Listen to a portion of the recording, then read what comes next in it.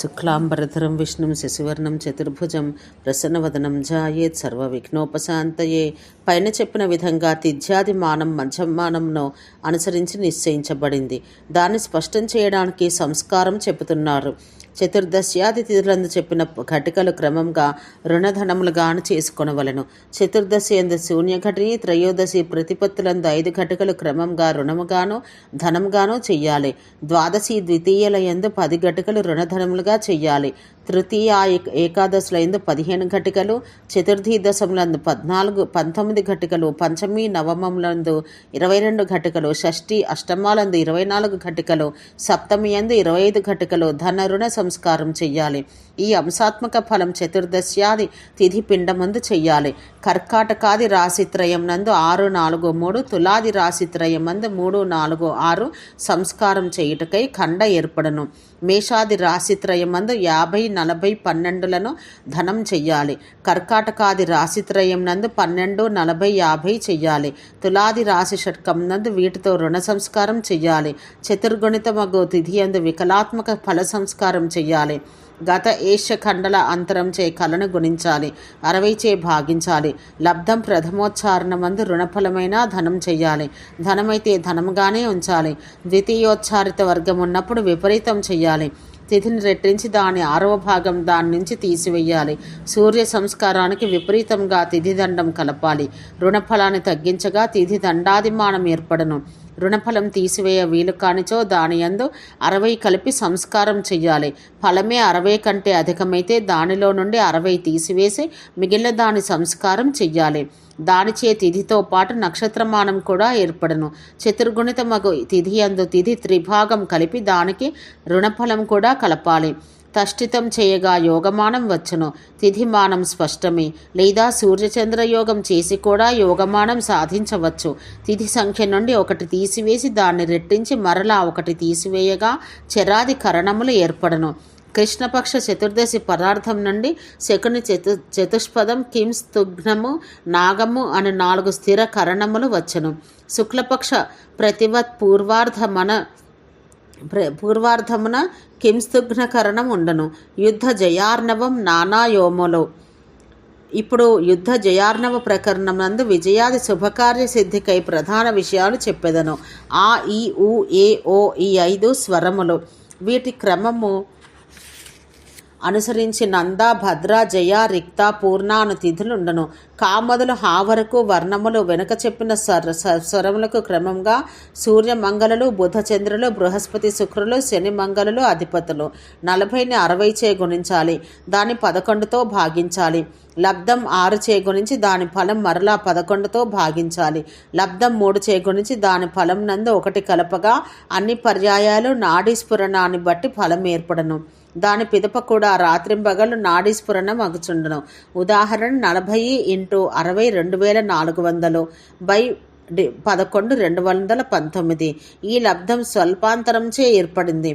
దీన్ని 6తో గుణిస్తే 1314, 13తో భాగిస్తే 119. శ్రేష్టమైన 5 విడిచివెయ్యాలి. లబ్ధమైన 119ని 3 చే గుణిస్తే గుణన ఫలం 357. దీనికి 1 కలిపితే 358. కొంచెం అంతరంచే దీన్ని 360గా గ్రహించాలి. అంటే చేతినాడి 360 సార్లు కొట్టుకొనుట పట్టి ఫలమగను. దాన్ని గుర్తించే పద్ధతి మున్ముందు చెప్పబడను. ఈ విధంగా నాడీ స్ఫురణం రాత్రింబగల్లగును. దాని మానమును అనుసరించే అకారాది స్వరములు ఉదయించను. 3 స్ఫురణములచే 1 ఉచ్ఛ్వాసము, 6 ఉచ్ఛ్వాసములు 1 ఫలము, 60 ఫలములు 1 లిప్త అంటే 1 దండం, 60 దండములు 1 అహోరాత్రం. ఆ, ఈ, ఊ, ఏ, ఓలకు వరుసగా బాల, కుమార, యువ, వృద్ధ, మృత్యువు అని 5 పేర్లు. వీటిలో ఏదైనా 1 స్వరం ఉదయించిన పిదప మరలా దాని ఉదయము 5వ ఖండంపై అగును. ఉదయానికి ఎంత సమయం పట్టనో అంతమునకు కూడా అంత సమయమే పట్టను. వీటి ఉదయాంత కాలముల మానము 60 దండముల ఏకాదశాంశమునకు సమానం. 1 స్వరం ఉదయించిన పిదప 2వ స్వరం 5 దండముల 27 ఫలముల తర్వాత అగును. ఈ విధంగా 5 స్వరముల ఉదయాంతములు తెలియవలెను. మృత్యు సర్వోదయ సమయాన యుద్ధం చేస్తే పరాజయంతో పాటు మృత్యువు కూడా కలుగును. శని చక్రమందు 15 దినములందు క్రమంగా గ్రహోదయం జరుగును. ఈ పంచదశ విభాగానుసారం శని భాగమందు యుద్ధం మృత్యుదాయకం. దశకోటి సహస్ర త్రయోదశ లక్షలకు దాని దశమాంకం కలపగా ఎంత సంఖ్య వచ్చనో అన్ని యోజనాల ప్రమాణం గల కూర్మరూప శనిబింబ పృష్ఠమునకు క్షేత్రఫలం ఏర్పడను. మాఘ ప్రథమాచరణం నుండి కృత్తిక ఆది నుండి అంతం వరకు శని నివాసం తన స్థానం నందుండును. ఆ సమయమందు యుద్ధం చేయటం మంచిది కాదు. రాహుచక్రం కొరకు 7 నిలువు గీతలు 7 అడ్డగీతలు గీయాలి. దానిపై వాయవ్యం నుండి నైరుతి మీదుగా అగ్నికోణం వరకు శుక్లపక్ష ప్రతిపత్తి మొదలు పూర్ణిమ వరకు ఉన్న తిథులు వ్రాయాలి. ఆగ్నేయం నుండి ఈశాన్యం మీదుగా వాయవ్యం వరకు కృష్ణపక్ష ప్రతిపత్తి మొదలు అమావాస్య వరకు తిథులు రాయాలి. ఈ విధంగా తిథిరూప రాహున్యాసం ఏర్పడను. దక్షిణాన రాను హూను వాయవ్యం నందు రాయాలి. ప్రతిపదాది తిథులతో కకారాది అక్షరములు కూడా రాయాలి. నైరుతి యందు సకారం రాయాలి. ఈ విధంగా రాహుచక్రం ఏర్పడను. రాహుముఖం నందు యాత్ర చేస్తే యాత్రాభంగం మగను. పౌర్ణమి యందు భద్ర యొక్క విష్టి, అది ఆగ్నేయం నందు ఉండను. తృతీయ నాడు భద్ర పేరు కరారి, అది తూర్పున ఉండను.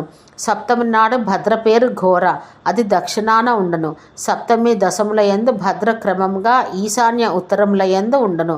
చతుర్దశి నాడు వాయవ్యమందు, చతుర్థి యందు పశ్చిమం నందు, శుక్ల అష్టమి ఏకాదశులందు దక్షిణం నందును ఉండును.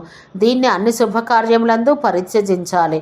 రౌద్ర శ్వేత మైత్ర సారభట సావిత్రి విరోచన జయదేవ అభిజిత్ రావణ విజయ నంది వరుణ యమ సౌమ్య భవులు 15 ముహూర్తములు.